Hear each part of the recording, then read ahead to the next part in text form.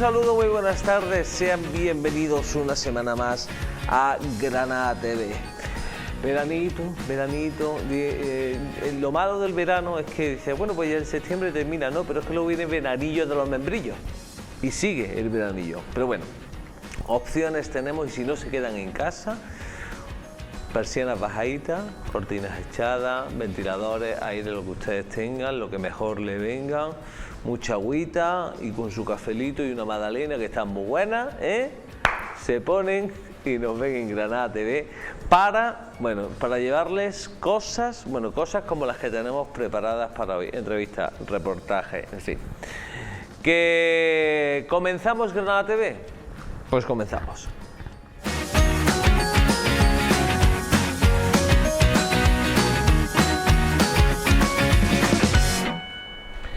Vamos a hablar un poquito de, yo siempre digo, y esto suena raro, pero digo que los temas de misterio, de cosas raras, fantasmagóricas, poltergeist, etcétera, son como un fresquito de verano. María del Mar Peña, un saludo, muy buenas tardes. Un saludo, Jerónimo González. ¿Cómo está? Bien, aquí al fresquito. Aquí al fresquito. Aquí al fresquito, así. ¿Qué te parece el plato? Mira, muy bien, los castizos dirían espercojados, muy espercojadito, todo muy limpito, muy bien puesto, muy bien colocado. Nosotros que tenemos los ojos claros, un poco así como... Sí, es como fulgurante, ¿no? Sí. Pero bueno, ya está, todo se acostumbra... Me encanta la palabra fulgurante. Fulgurante. Vamos a hablar de cosas de cosas. Cosas, sí. Estos temas cuando hablamos de qué vamos a hablar y decimos, bueno, vamos a hacer ahí como siempre nos sobran temitas por ahí, dejamos resquicios por allá, hoy no nos ha dado tiempo de hablar de aquello, pues siempre tenemos un buen ramillete de cositas historia, interesantes de estas que nos gustan a nosotros. Y de eso vamos a hablar, de paseitos por esa Granada que da repelús. Yo les prometo que hoy concretamente no sé de lo que va a hablar mi querida María. Y ¿sabes lo gracioso? ¿Qué? Que yo exactamente tampoco. Es decir, yo tengo mis apuntes aquí y pues, a ver, básicamente pues vamos a hacer lo que hacemos siempre, es pues tirar y hablar y charlar tranquilamente sobre esas cosas que nos gustan. Porque ¿podemos hacer así en un tema cualquiera y empezar? Pues sí, por aquí mismo. Ya la has seleccionado. ¿Cuál? Sí. Seleccionado. Mira, tú sabes que es una frase un tanto mía, que es cuando digo que a veces vamos paseando por Granada y caminamos, dándonos o no dándonos cuenta, caminamos literalmente entre fantasmas. La expresión caminar entre fantasmas puede sonar un poco pues literaria, pero no, es que caminamos literalmente entre fantasmas, creo. Sí, es un poco como, uy, parece que no, parece que... Y es esa sensación de ir apartando unas cargas muy pesadas. Tú no te has dado cuenta cuando caminas, sobre todo ahora en verano, que tendemos pues a salir un poco al anochecer, que a estas alturas del año pues es a las 9:30, 10 de la noche, para aprovechar un poco el fresquito, cuando cogemos esos senderos que todo el mundo terminamos, parecemos hormiguitas, que vamos siguiendo los mismos caminos que todo el mundo sigue. Es como el granadino tiene un radar interno, una brújula interna, y vamos todos como en caminito.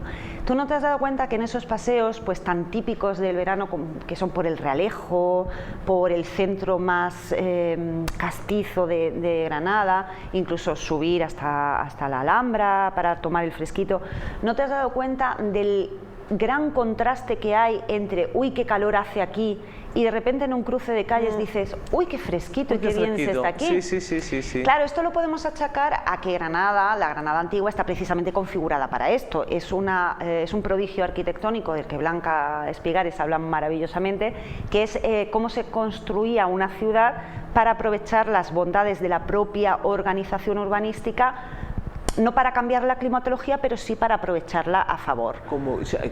Se está construida de tal modo que hay zonas de Granada donde si tú quieres estar más fresquito te vas allí. A ver, se llama la climatización natural de la arquitectura antigua. Es decir, tú te vas a un Carmen y en verano estás bien y en invierno estás bien. Según la altura de la casa en la que estés, había alturas para unas climatologías y alturas para otras. Pero en general la ciudad está muy, sobre todo la parte antigua, obviamente la parte moderna, a más moderno, la arquitectura es más fea, por abreviarlo de alguna forma, la arquitectura es más fea y menos inteligente. Sí, entonces, sí. Y el asfalto rezuma calor. Eso es el gran mal de hoy en día, es ese calor que sale de la tierra. Antes se bardeaba, salía a calle. Y el fresquito duraba, ahora ni eso. Bueno, pues cuando tú caminas y haces estos paseítos, hay muchos recovecos en los cuales te da un bofetón de fresquito que dices, ay, me quedaba aquí, parece que tienen el aire acondicionado encendido. Eso es maravilloso, pero hay veces que esa corriente fría no es explicable directamente por la orografía urbana, porque si te fijas de dónde viene esa corriente, viene de una esquina cerrada o viene de un amasijo de calles que realmente no propicia que haya una corriente de aire. Y claro, ¿a qué puede estar esto achacado? Claro, él dice claro, como diciendo, no lo quiero decir, pero lo sé. Hombre, porque es que es un síntoma, es una señal inequívoca, siempre ocurre. Siempre ocurre ese descenso de la temperatura y no estoy hablando de cosas tan, digamos, sonoras o vistosas como fantasmas y poltergeist cruzando y que tú los ves y chillas. No, es algo más, como toda Granada, más íntimo, más sutil, más de adentro. Incluso hay veces que en esas corrientes tú sientes cierta inquietud, pero a la vez sientes paz, sientes tranquilidad, sientes como arraigo. Yo siempre digo que un buen paseo por el Realejo, un buen paseo por las cuestas de la Alhambra, te hace más granadino todavía. Hombre. O sea, vas porque eres granadino y vuelves más granadino aún. Esto se nota mucho en el Puente de los Ahorcados, el Arco de los Ahorcados o el Arco de las Monjas. El Arco de las Monjas. A la espalda de la Casa de Isa, de toda esa zona que se entra por San Miguel Bajo. Ahí pueden dar un paseo, si quieren ser un poquito más escépticos, de sensaciones. Sí, además que tú y yo lo hemos hecho y lo hemos hecho desde el completo, desde todas las vertientes, desde la vertiente, bueno, vamos a pasear con cierta amplitud de miras y y desde una perspectiva más, vamos a cerrarnos y vamos a ser absolutamente escépticos y a buscar una causa científica y justificable de lo que está pasando. Y en ambos casos te quedas sorprendido, porque es muy... De hecho, iba a meter el Arco de las Monjas, el Arco de los Ahorcados en este pequeño batiburrillo de paseos inquietantes por Granada, pero hay tantísimo que contar sobre el Arco de las Monjas que nos daría para programa y medio, con lo cual he dicho, bueno, pues otro programa, porque si no nos vamos a quedar fuera. Pero que pase, que la gente pasee, sí, que toque la pared... Que toque las paredes de toda la parte, cuando vas subiendo desde la Casa del Gallo, desde el San Miguel Bajo, si vas tocando la pared, pues tocas pared normal, caliente, muy caliente y frío. Y después, bueno, las corrientes que hay allí, aquí te pones ahí. Y no solo es el calor y el frío, es el ahogo. La densidad cuando cruzas el arco. Cruzas el arco y hay una densidad que realmente es que te sientes como que te están aprisionando. Y esta es una sensación muy real. Con lo cual recomiendo que para próximos programas de Granada TV, en el que los que vamos a tratar este enclave y su historia, que es larga, bueno, pues la gente ya haya paseado y ya haya podido experimentar esas sensaciones de las que hablamos, porque son poderosas. Bueno, que no me entretengo más, cuéntame. Nos vamos de paseo. Mira, uno de los, como he dicho, esta vez me centro un poquito más en los paseitos por el Realejo, porque hay varios sitios que, bueno, están ahí, pasan un poquito desapercibidos o la gente no los conoce mucho, pero merece la pena por lo menos ubicarlos y situarlos. Mira, cuando tú entras en el Realejo, pues por la calle, le decimos la estatua del Moro, en realidad es un ilustre judío que todos deberíamos conocer, porque no olvidemos que el Realejo lo llamaban o lo llamamos el barrio judío, la judería, la judería de Granada. Cuando tú avanzas por ahí, bueno, una de las primeras casas que te encuentras es el Palacio de los Casablanca, la casa de los marqueses de Casablanca. Es una historia, la de esta casa, ahora es una casa particular, no se puede visitar por dentro, pero tiene una larga tradición de desgracias, de incendios, de cositas extrañas y de instituciones que han estado allí que no han sido muy favorecidas. Pero como ahora no se puede acceder, vamos a pasar a la siguiente, que sí tiene acceso, y es la Casa de los Tiros. La Casa de los Tiros, bueno, pues es bastante conocida porque es el museo de las tradiciones de la ciudad, todo el mundo ha podido acceder a ese interior maravilloso que tiene, alberga un museo de hemeroteca maravilloso, fantástico. A mí me tienen que odiar en la hemeroteca porque... Sí, porque tiene explotadicos, los tengo, sí, vamos, fritos, perdidos. Pero, ¿sabes que una de las leyendas o verdades que se cuenta sobre la Casa de los Tiros es que tiene una red de pasadizos que conecta directamente con la Alhambra? De hecho, dicen que algunas veces escapaba o el ganado o algunos perros y terminaban apareciendo por la Casa de los Tiros, y claro, la gente en la Casa de los Tiros decía, bueno, ¿y qué hacemos con esto ahora? ¡Qué regalo! Claro, aparecían animales o bastantes, y es porque hay una red, no se sabe si de darros o realmente de pasadizos tal cual, porque sabes que toda esa colina está bastante horadada de pasadizos, directamente a la Alhambra. Imagina, con esa conexión que tienen los pasadizos y esa sonoridad que tienen, cuando lo que se cuelan no son animales, sino son murmullos, voces, gemidos. Imagínate esa Casa de los Tiros de noche, tan espléndida, tan renacentista, tan maravillosa, plagada de ruidos y de cuchicheos.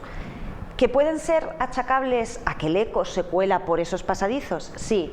¿Que pueden ser achacables a que la Casa de los Tiros tiene una historia bastante hermosa y bonita? También. La Casa de los Tiros es famosa porque en la portada aparece esa frase de la familia,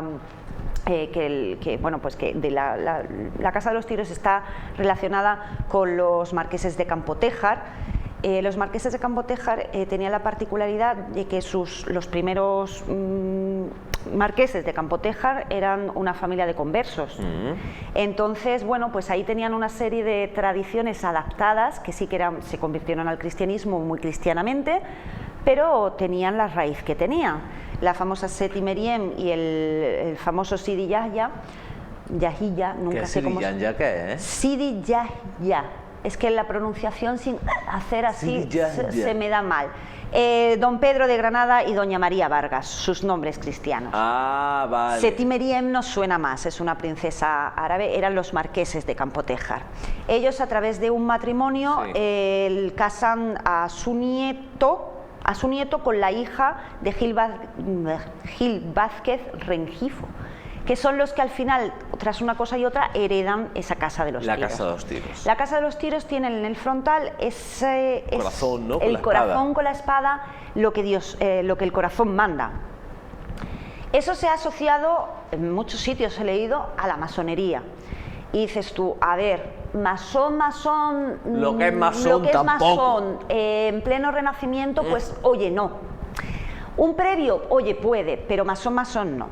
Ahora, también te digo que no solo hay que fijar la vista en ese corazón atravesado por una espada, que ya es de por sí bastante visual, pero hay que recorrer todas las representaciones en estatua que hay en la portada. Hay representaciones de las guerras de Troya, hay representaciones, bueno, pues de la familia, que eran de soldados, apoyando la causa del gran capitán y los reyes católicos.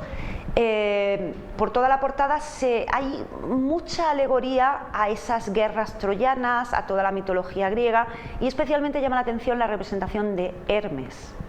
Hermes, el dios de Hermes, no. ¿Del inframundo? No, Hermes es más, ese es Hades. Es más Hades.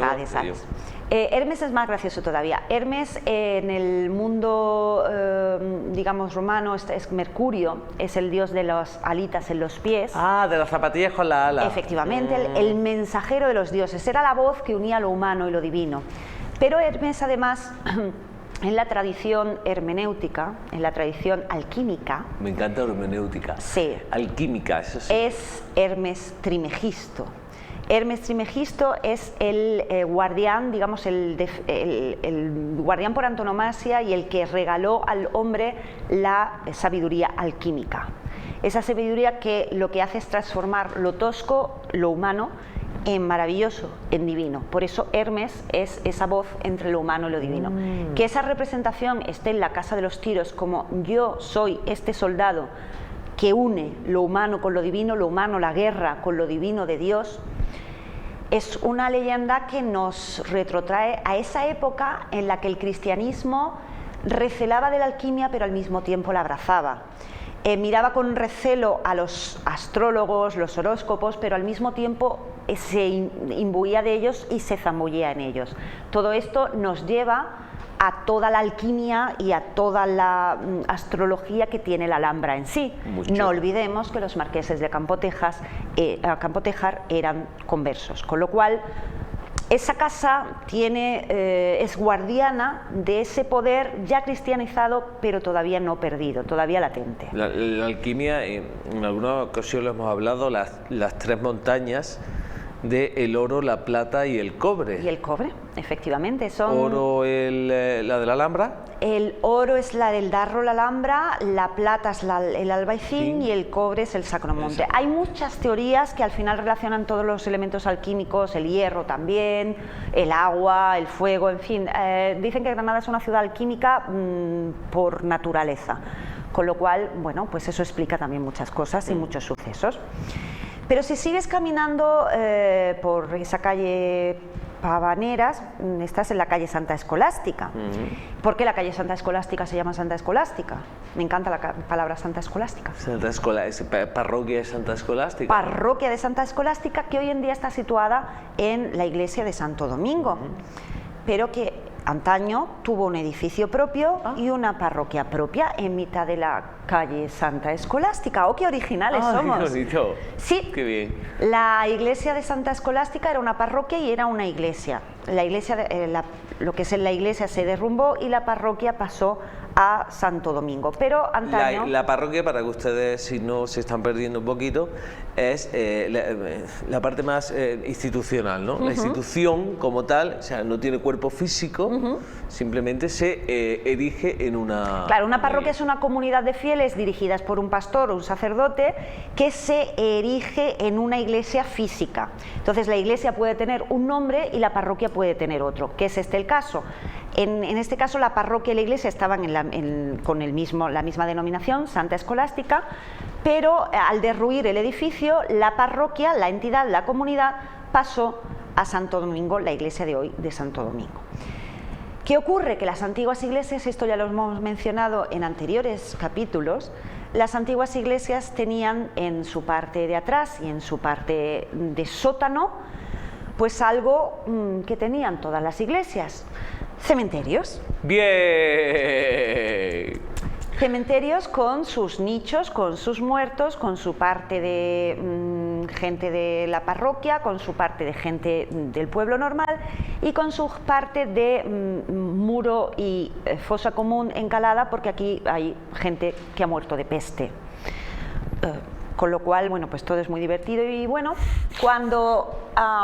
de hecho sobrevive una calle que se llama Cementerio de Santa Escolástica. Sí. Si ustedes recorren el callejero de Granada se encontrarán cementerio de un montón de cosas. Cementerio de San José, cementerio de Santa Escolástica, sí. Cementerio de San Nicolás, cementerio de... Bueno, por allí en San José también hay otro cementerio a la vista. Entonces, quiero decir, imagínense lo que es ir andando por la calle, pues encontrarte tu parcelita pues llena de tumbas, nichos y fosas varias. Y muertos debajo. Claro, Granada era una ciudad a final del siglo XIX y primeros del XX que era famosa por ser maloliente, claro, por la cantidad de cementerios que tenía en sus iglesias.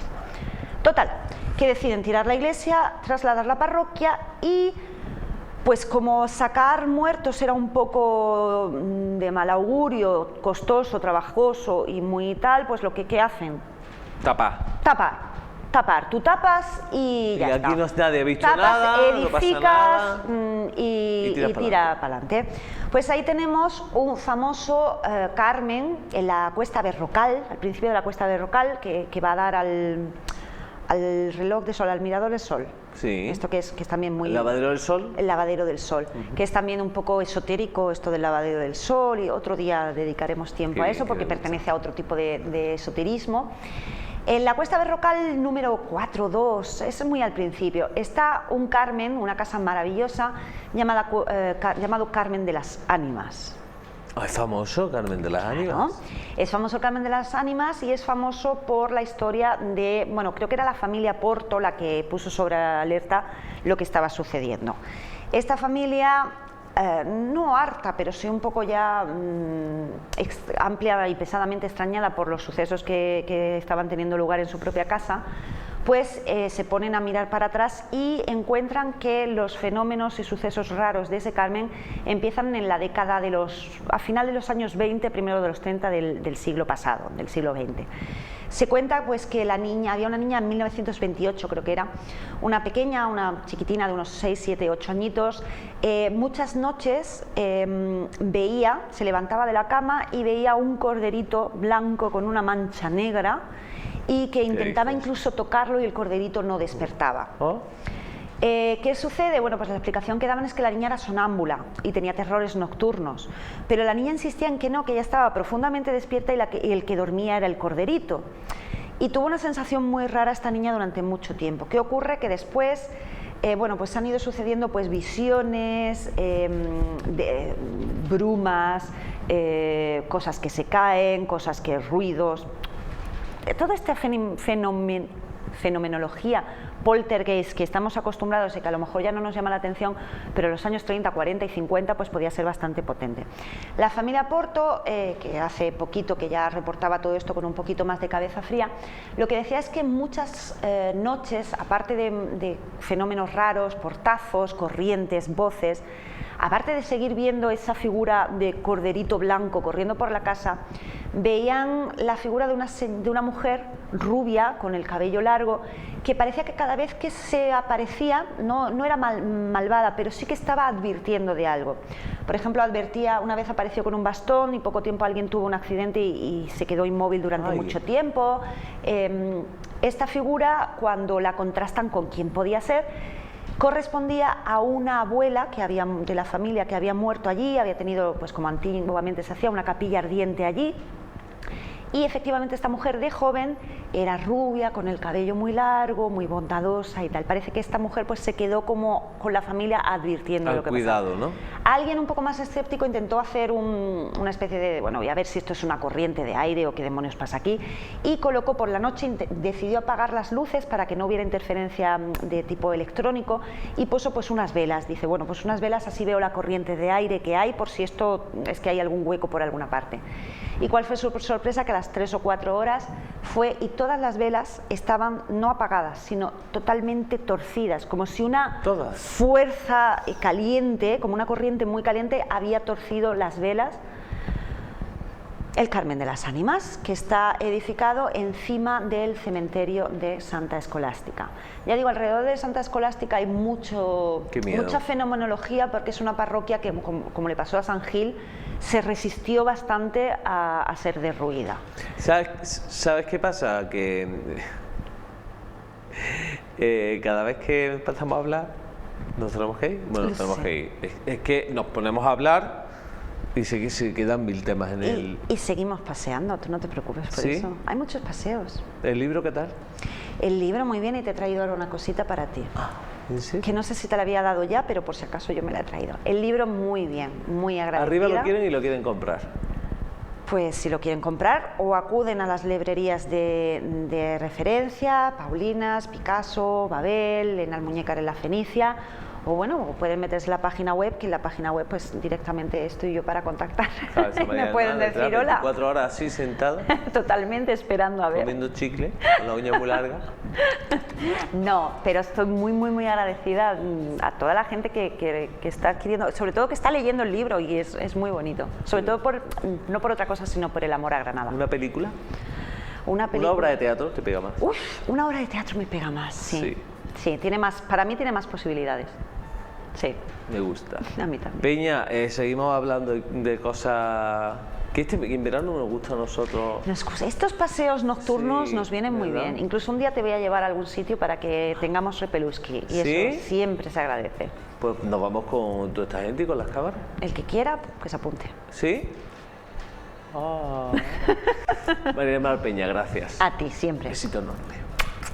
Señores, qué miedo dan estas cosas, ¿eh?